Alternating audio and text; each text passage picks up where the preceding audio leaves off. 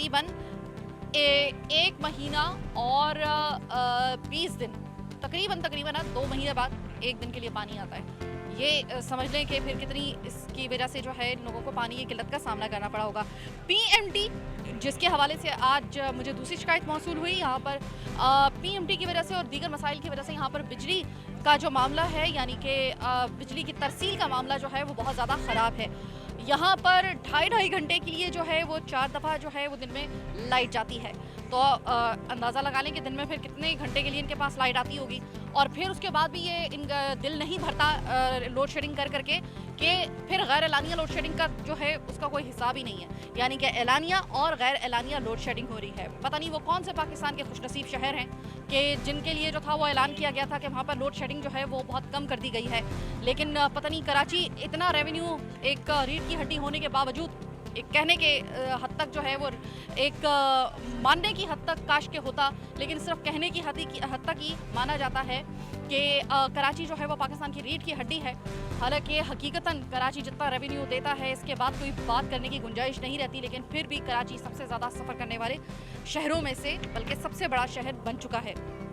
इसके अलावा जो सीवरेज के मामलात हैं वो यहाँ पर, एक तो सीवरेज का यहाँ पे किसी किस्म का निज़ाम नहीं है, प्लस जो सबसे ख़तरनाक बात है वो ये है कि मेन होल जो है यहाँ पर उनके ढक्कन सिरे से मौजूद ही नहीं है। गलियाँ टूटी फूटी हैं, जो सीसी फ्लोरिंग होती है उसका नामो निशान यहाँ पर नहीं है। बहुत ही ज़्यादा गलीज़ इलाका अब कचरा कुंडियों की वजह से बन चुका है, क्योंकि यहाँ पर कचरा उठाने के लिए या फिर कचरे को ठिकाने लगाने के लिए कोई इंतज़ाम नहीं है। तो ये है वो चीता मसाइल जिसके हवाले से आज हम बात करेंगे।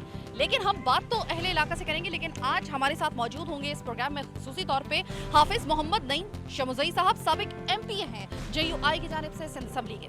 वो हमारे साथ मौजूद होंगे। कुछ दीगर मुअज़्ज़िज़ीन होंगे जो अपना असर रसूख रखते हैं इस इलाके में, वो भी हमारे साथ होंगे। उनके साथ हम इस इलाके का विजिट करेंगे और आपको एक एक चीज़ दिखाएंगे। आज के प्रोग्राम में आपके जाने के लिए बहुत कुछ है, इसके लिए ज़रूरी क्या है कि आप मेरे साथ रहिए। प्रोग्राम का बाकायदा आगाज़ कर रहे हैं और इस वक्त हमारे साथ, जिस तरह मैंने अपने प्रोग्राम के इंट्रो में बताया था, हाफिज़ मोहम्मद नईम शमुज़ई साहब हैं JUI की जानिब से साबिक MPA सिंध। अस्सलाम वालेकुम शमुज़ई साहब। वालेकुम सलाम।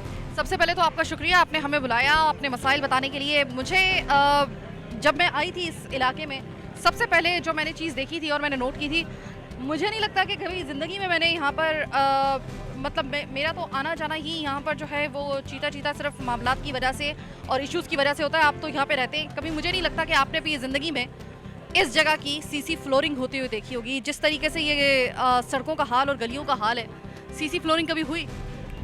जज़ाकल्लाह खैर जी, मैं भी आपका और आपकी पूरी टीम का शुक्रिया अदा करता हूँ कि आप आज यहाँ बल्दिया टाउन तशरीफ़ लाए हैं। आपकी पूरी टीम आई है और हमें ये मौका दिया है कि हम बल्दिया टाउन के आवाम जिन मसाइल का शिकार हैं वो आपको बता सकें और आपके तवस्सुत से जो हमारी आवाज़ है वो हुकाम बाला तक पहुँचे। आपने सीसी फ्लोरिंग की बात की है, असल में ये इकबाल रोड है जहाँ पे हम खड़े हैं। जब मैं MPA बना था तो उस वक़्त इसकी कारपेटिंग मैंने अपने फंड से की थी, मगर इसके बाद 3-4 मरतबा इसको खोदा गया, क्योंकि मेन मसला बल्दिया टाउन के आवाम का पानी का है और पानी के मसले को हल करने के लिए यहाँ पर 3 दफ़ा जो है उसके बाद लाइनें बिछाई गई और इसको खोदा गया। मगर जैसे कि वाइस चेयरमैन साहब ने भी आपको बताया था कि इसके बाद जो है वो टाउन वालों के इसके फंड मिलते रहे हैं, मगर वो जो है वो काम, चूँकि करप्शन यहाँ पाकिस्तान में ज़्यादा है,